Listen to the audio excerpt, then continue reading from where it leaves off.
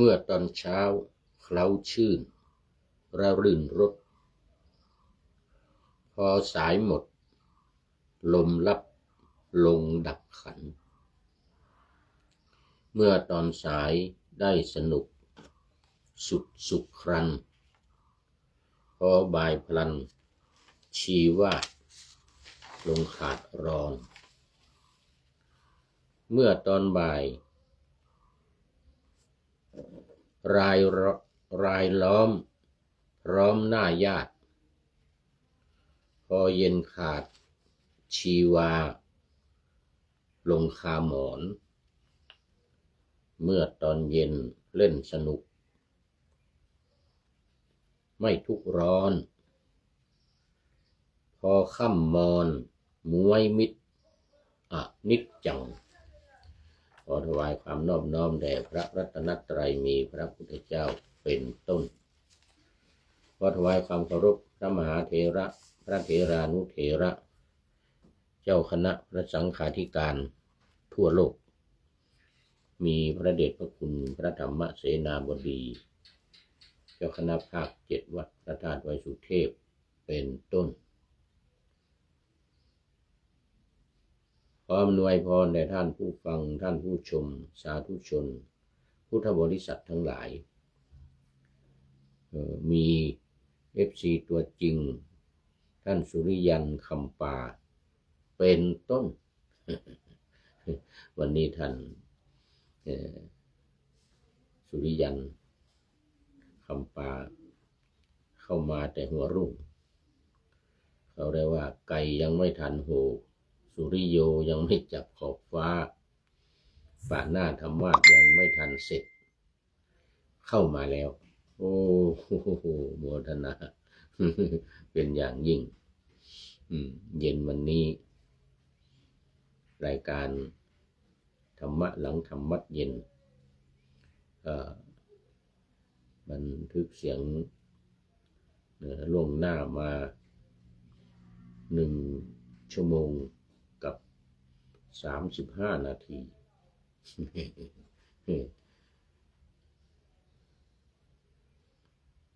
เนื่องจากว่าวันนี้หลับ ท่าน FC ตัวจริง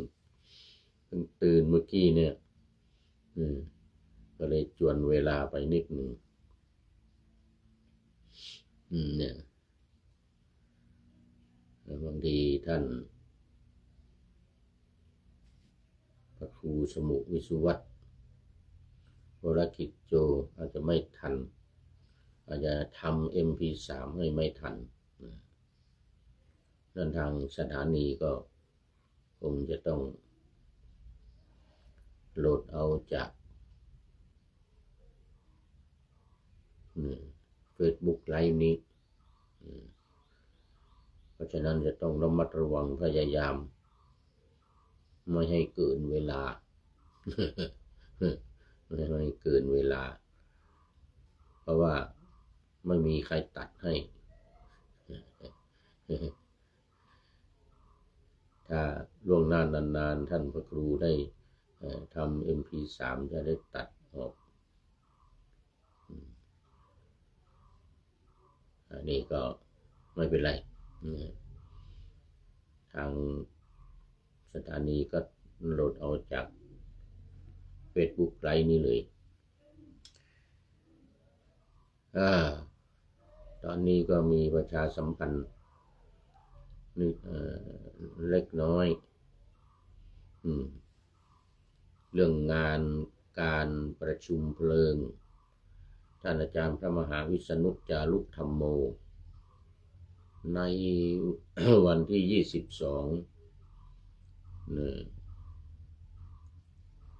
กุมภาพันธ์นี้ที่วัดดอยสัพพันยูตำบลดอนเปาอำเภอแม่วางจังหวัดเชียงใหม่แต่ว่าจะเริ่มพิธีทำบุญฟังเทศน์ฟังสวดกันตั้งแต่วันที่14เป็นต้นไปที่วัด7 ริน5 คืน นะคือวันที่14 15 16 17แล้วก็18แต่เราก็ไปฟังสวดฟังเทศที่วัดดอยสะพันยูอีก3 คืน19 20 21วันที่22ก็ประชุมเพลิงถือโอกาสนี้ประชาสัมพันธ์เชิญชวนท่านทั้งหลายให้ไปร่วมกันใครมีเวลาตอนไหนก็จะไปเวลานั้นในช่วง8-9 วันนี้ตั้งแต่วัดเจ็ดลินเนี่ยมีอยู่5 คืนไปโน่นมี3 คืนตอนกลางคืนนะกับ1 วัน3 คืนกับ1 วันถ้าไปทุกวันยิ่งดีเหมือนอย่างผู้พูดนี่จะเป็นนอนวัดเจ็ดลินเลยวันที่14นี่นะเป็นนอนวัดเจ็ดลินวันที่19ก็เป็นนอนสัพพัญญูนู่นเลยอยู่ร่วมงานตลอดเลย นี่สำหรับคนมีเวลา มีเวลาว่างนะคนมีเวลาว่างไม่ได้ทำอะไร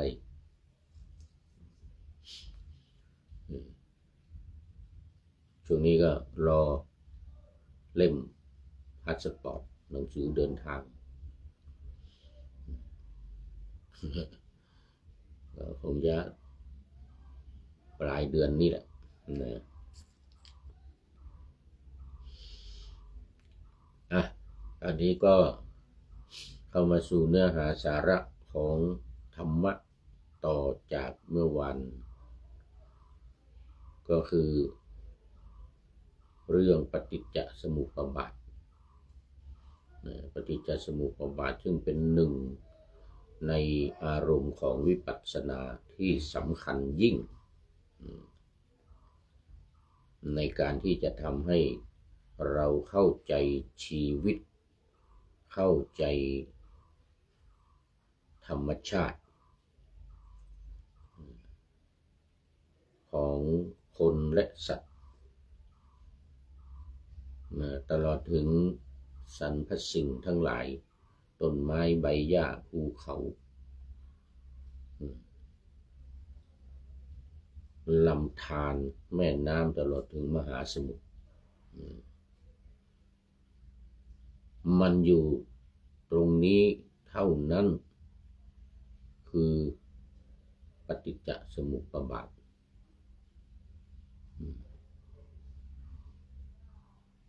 ซึ่งมีสาระสำคัญเมื่อวานนี้ได้ว่าไปแล้วแล้วก็ว่าองค์ประกอบของปฏิจจสมุปบาทไปแล้ว3 หัวข้อ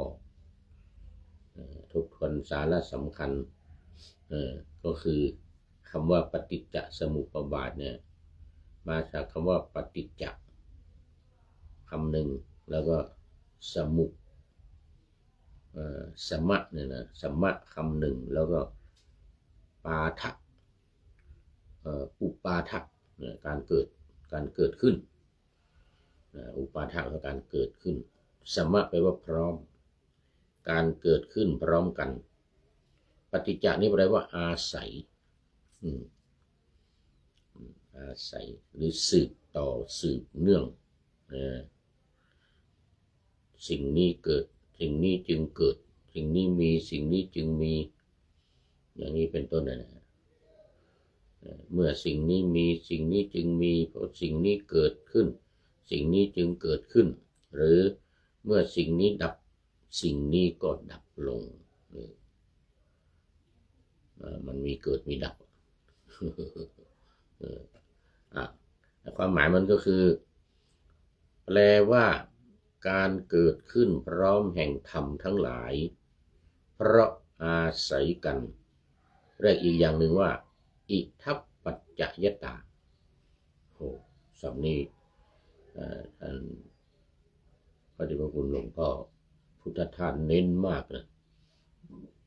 อิทัป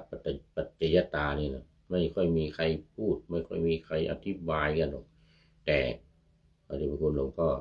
พุทธทาสเน้นเรื่องอิทัปปัจจยตาเนี่ยนะปัจจัยนี้เป็นปัจจัยเพราะสิ่งนี้เป็นปัจจัยเพราะสิ่งนี้เป็นปัจจัยของสิ่งนี้ถ้าแปลตามศัพท์นี่นะอี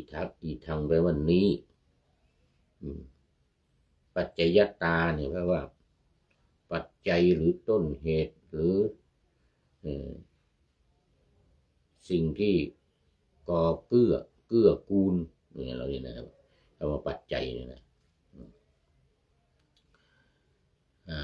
เป้าหมายอธิบายการเกิดและการดับของกองทุกข์นี่เขาเรียกว่าวงจรชีวิตชีวิตของเราเนี่ยมันมีอยู่สองอย่างหนึ่งการ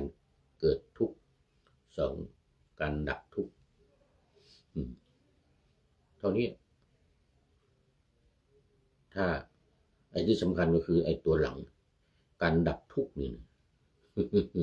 ทุกข์ดับแบบหมดจบสบายเข้าสู่นิพพานแต่มันจะดับยาก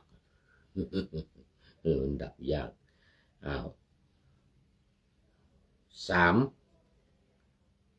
ข้อ2เนี่ยนะเพื่อให้เห็นความเป็นจริงว่าไม่มีสิ่งใดเกิดขึ้นเองลอยจู่ๆเกิดขึ้นมาอย่างนี้นะไม่มีต้องมีเหตุมีปัจจัยจึงเกิดขึ้นไอ้ที่มันจะเป็นอุบัติเหตุแม้อุบัติเหตุที่เกิดทั่วไปมันก็มีเหตุอยู่ดีมีสาเหตุอย่างนี้บังเอิญไอ้คำว่าบังเอิญเนี่ยมันก็มีเหตุถ้าไม่มีเหตุมันไม่บังเอิญมาถูกเราเนี่ย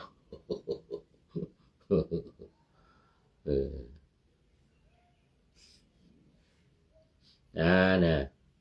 อันนี้คือเป้าหมายของปฏิจจสมุปบาทความหมายและเป้าหมายเนี่ยย้ำไว้ทีนี้องค์ประกอบของมันก็มี12อย่างสายเกิดทุกข์แล้วก็สายดับก็อันเดียวกันนี่แหละทั้ง12อย่างนี่นะอันเดียวกันมีอะไรบ้าง1อวิชชา2สังขาร3วิญญาณอันนี้ว่าไปแล้วเมื่อวานวันนี้เรามาดูต่ออีก4นามรูปนะสังขารนี้ว่าไปแล้วการปรุงแต่งวิญญาณความรู้แจ้งอารมณ์เดี๋ยวก่อนเมื่อวานนี้ยังไม่ได้อธิบายไอ้การรู้แจ้งอารมณ์นี่นะอารมณ์คือความรู้สึกที่เกิดขึ้นทางตาทางหูทางจมูกทางลิ้นทางกายและทางใจตอนนี้ขอต้อนรับพระเดชพระคุณหลวงพ่อสุทธิสงึมรำจากจังหวัดบุรีรัมย์พร้อมกับคุณโยมสายสมรเบญจกุลนมัสเตมาแล้วดอกสีชมพูบานเย็นโมทนา4วันเกิดของผู้พูดนี่สาธุนะโยมสายสมรจากอุตรดิตถ์อำเภอท่าปลาเป็น FC ตัวจริงโมทนาเป็นอย่างยิ่ง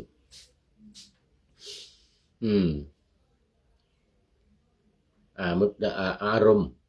คือรู้ความรู้สึกของเรานะว่ามันเกิดขึ้นประมาณหรือมันเป็นยังไงอะไรเกิดขึ้นในเมื่ออารมณ์ที่เกิดขึ้นทางตาเช่นรูปสีแสงสีกับแสงเนี่ยแสงคือแสงไฟเนี่ยนี่แสงไฟนี่มันขาวนวลเนี่ยนะสีโอ้โหสีต่างๆสีฟ้าสีขาวสีดำสีอะไรเยอะแยะอยู่รอบๆกระทบตาเนี่ยรู้ผ่านทางตาเป็นต้นเดี๋ยวหูด้วย เสียงนี่ไหมเราพูดอยู่นี่มีเสียงญาติโยมเสียงเด็กๆเสียงอยู่รอบๆกุฏิเสียงดังเข้ามานี่รู้ผ่านทางหูรู้ว่านี่เป็นเสียงคนนะเสียงคนคุยกันทางจมูกกลิ่นตอนนี้ไม่ค่อยจะได้กลิ่นอะไรเพราะมันคัดจมูกหวัดยังไม่หายดีเป็นหวัดยังไม่หายดีวันนี้เอาไปถวายเครื่องสักการะพระเดชพระคุณหลวงพ่อที่โรงพยาบาลกรุงเทพเราก็ไม่ได้ไปคือเขาก็ให้ไปนะแต่ว่าเราไม่ไปเพราะว่าเราเป็นหวัดเดี๋ยวจะเอาหวัดไปเสริมให้หลวงพ่ออีก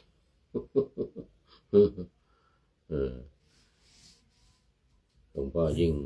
ติดเชื้อทางปอดอยู่เดี๋ยวเอาหวัดไปเสริมอีกอันนี้เป็นหวัดยุโรปด้วยนี่มา3 เดือนกว่าแล้วนี่ยังไม่หายเลยนะก็ไม่ได้เข้าหามันยังไม่ได้เข้าไปกราบหลวงพ่อเลยนะวันนั้นพบหลวงพ่อที่นู่นวัดดอยสัปปัญญูแล้วก็อยู่ไกลๆยกมือไหว้อยู่ไกลๆไม่กล้าเข้าไปใกล้ท่านเพราะผูตาผูพังเรื่องมันเคยมีมาแล้วเมื่อ2-3 ปีก่อนกลับจากประเทศอังกฤษเอาหวัดยุโรปไปติดหลวงพ่อหมอที่โรงพยาบาลรู้เลยหมอถามหลวงพ่อไปต่างประเทศมาหรือเปล่าไปยุโรปมาหรือไม่ได้ไปเหมือนกันนะทำไมเลยเอาก็หวัดนี่มันเป็นหวัดยุโรปเหมือนกันนะหลวงพ่อก็เลยว่าโอ้พระมาจากอังกฤษเหมือนกันนะพระมาจากอังกฤษโอ้เป็นว่าติดหวัดจากพระที่มาจากยุโรปอยู่โรงพยาบาลท่านหลายคืนเลยวันนั้นปีนั้นเนี่ยมีรูปใครเข้ามาแต่ไม่ได้คอมเมนต์เลยไม่รู้จักนะวันนี้ก็ทางสำนักพระราชวังแล้วก็พระเนรวัดเรามีท่านเจ้าคุณสิริวชิรานุกูล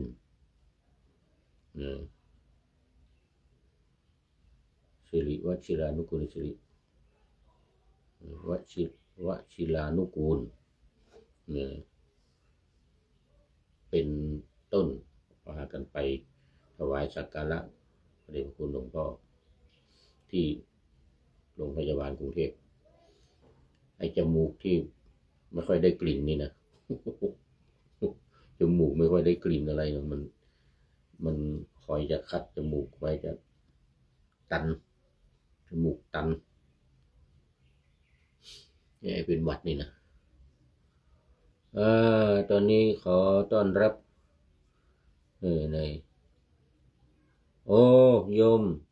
จิรภาขันธปราบจากกรุงเทพมหานครโมทนาไม่ได้เข้ามานานแล้วเนี่ย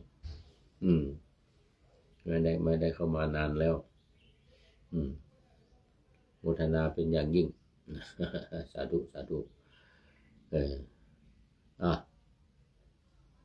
นี่ก็คือวิญญาณที่ว่ารู้แจ้งเนี่ยนะมันรู้ผ่านทางอินทรีย์ทั้ง6ของเรานี่นะทางจมูกทางลิ้นก็เหมือนกันรู้รสของอาหารเนี่ยที่มาถูกลิ้นเราเนี่ยวิญญาณในตัวรู้ข้างในจะรู้ว่าอันนี้มันเป็นรสอะไรเปรี้ยวหวานมันเค็มนี่นะรู้จักลิ้นของเรานี่นะกายสิ่งที่มากระทบเช่นลมมากระทบมันเย็นหรือมันอุ่นลมมากระทบรู้ รู้ผ่านทางกายของเราใจรู้ความคิดที่มันเกิดขึ้นว่ามันคิดเรื่องอะไรคิดอะไรอันนี้ก็เรียกว่าธรรมารมณ์รู้ความคิดที่เกิดขึ้นทางใจนี่อันนี้คือวิญญาณ4นามรูปคือกายและใจเกิดขึ้นมันสืบเนื่องมายังไงสืบเนื่องมาจากวิญญาณอันนี้เคยอธิบายไว้หลายครั้งทำไมว่านามรูปนี่มันเกิดจากวิญญาณทำไมวิญญาณจึงเป็นปัจจัยให้เกิดนามรูปเมื่อมีวิญญาณแล้วทำไมจึงมีนามรูปก็เพราะว่ารูปเนี่ยมันต้องมีวิญญาณคือกายของเราเนี่ยตอนเป็นกัลละตอนเป็นกัลละอยู่ในครรภ์ของมารดาเนี่ยอยู่ในท้องของมารดา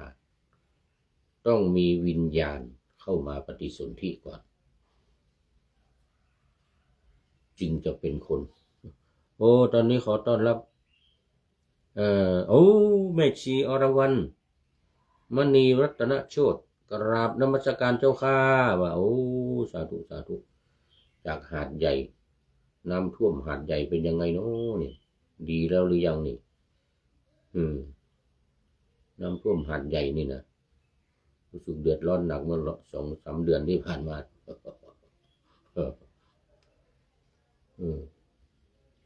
ฝนตกอยู่หรือเปล่านี่เนี่ย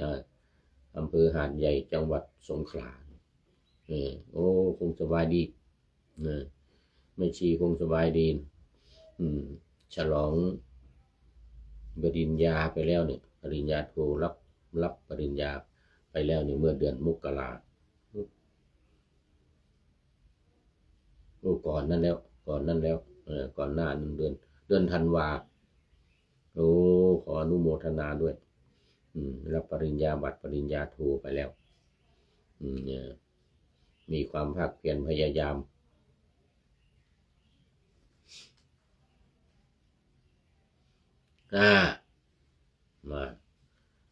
มาต่อข้อ4ที่ว่ามันเป็นเหตุให้เกิดนามรูปคือมีกายกับมีใจเนี่ยนะปกติมันมีแต่กายเนี่ยนะตอนที่เป็นกัลละเนี่ยหลังจากที่ผสมกันระหว่างรังไข่ของคุณแม่แล้วก็ไอตัวสุกะของคุณพ่อของผู้ชายที่มาผสมกันแล้วเนี่ยมันก็เป็นก้อนเขาเรียกกัลละคราวนี้ถ้าไม่มีวิญญาณเข้ามาปฏิสนธิมันก็จะแท้งไปจะทางภาคเหนือเรานี่ว่ามันหลอดไม่มีชีวิตไม่เป็นคนไม่เป็นมนุษย์เนี่ยแต่พอมีวิญญาณจากเบื้องบนลงมาปฏิสนธิกับก้อนเลือดก้อนกัลละเนี่ยนะที่ผสมกันเนี่ยนะมันจึงเป็นตัวเป็นตนขึ้นมาเลยเคยอธิบายเคยเล่าให้ฟังหลายครั้งเรื่องของการปฏิสนธิจิตถ้าไม่มีจิตเข้าปฏิสนธิจิตหรือวิญญาณเนี่ยนะถ้าไม่มีวิญญาณเข้ามาปฏิสนธิเนี่ยมันจะไม่เป็นเหมือนกับที่เขารู้เนี่ยทางวิทยาศาสตร์เนี่ยเพิ่งรู้ทีหลังพระพุทธเจ้านี่ตรัสไว้นานแล้วเรื่องปฏิสนธิจิตถ้าไม่มีจิตหรือวิญญาณเนี่ยเข้ามาปฏิสนธินี่จะไม่เป็นคนนักวิทยาศาสตร์เพิ่งมารู้เมื่อไม่กี่ปีมาเนี่ยที่เขามีการผสมเทียมแล้วเอาไปใส่ในหลอดแก้ว ใส่เข้าไปเถอะกี่ครั้งไม่รู้กี่ครั้งกี่หนก็ไม่เป็นไม่ติดไม่เป็นไม่เป็นปรากฏว่ามันมีอยู่ครั้งหนึ่งหลอดแก้วมันแตกเขาก็ไม่ได้ทันสังเกตนะว่าหลอดแก้วมันแตกเขาก็เอากันละลักที่ผสมกันแล้วเนี่ยนะไปใส่ไว้ปรากฏว่ามันเป็นมีดิ้นมันดอกแดกเป็นเลยคนนี้เป็นแล้วเป็นคนเลยทีเนี้ยนี่แหละนามารูปเกิดขึ้นตรงนี้แหละคือมันมีมันมีใจกายนะก้อนกาลาละนี่มันมีใจเข้ามามีจิตเข้ามาหรือมีวิญญาณเข้ามาเนี่ยมีวิญญาณตัวเนี่ยเข้ามาปฏิสนธิในก้อนกาลาละนี้แล้วเนี่ยมันก็เรียกว่านามรูปะคือมีรูปกับนามคือมีกายกับใจมีกายกับใจเราดูไปดูมาหมดเวลาแม่ชีอรวรรณเป็นท่านสุดท้ายเข้ามาสู่ในรายการวันนี้ได้1 ข้อนี่ได้มา1 ข้อ นามรูปวิญญาณทำให้เกิดนามรูปมันจึงเป็นนามรูปเกิดขึ้นมาได้เพราะอย่างนี้นะแล้ววันนี้หมดเวลาขอบคุณทุกท่านที่เข้ามาแล้วมีแม่ชีอรวรรณเป็นท่านสุดท้ายเข้าสู่เส้นชัยของรายการวันนี้หลายท่านที่เข้ามาแล้วโยมสายสมรโยมศิลปภาเป็นต้นเลยนะโมทนามาฟังกันในวันต่อไปดูวันนี้ท่านผู้นายพลของเราพลตรีนเรศจิตลักษณ์ได้ให้ข้อคิดเอาไว้ว่าเมื่อตอนเช้าเคล้าชื่นระรื่นรสพอสายหมดลมดับขันอันนี้มันก็คือนี่แหละที่จัดสมุปบาทนี่แหละสายเกิดกับดับนี่นะมันเป็นอย่างเงี้ยทั้งเกิดสายดับเมื่อตอนสายได้สนุกสุขครันพอบ่ายพลันชีวาดลงขาดรอนเกิดกับตายเนี่ยนะเมื่อตอนบ่ายรายล้อมพร้อมหน้ายากพอเย็นขาดชีวาลงคาหมอนเมื่อตอนเย็นเล่นสนุกไม่ทุกร้อนพอค่ำมอนมวยมิตรอนิจจังโมทนาเป็นอย่างยิ่งกับพลตรีนเรศจิตรักษ์ที่ได้ให้ข้อคิดไว้ในท้ายของรายการในวันนี้ขออำลาพรากจากผู้ชมฟังที่เดินยืนนั่งนอนฟังทั้งหลายขอให้มีความสุขใจและกายสดชื่นสบายไปตลอดกาล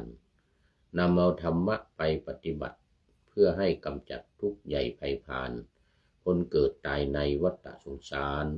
บรรลุนิพพานทุกท่านกันเถิดขอเจริญพร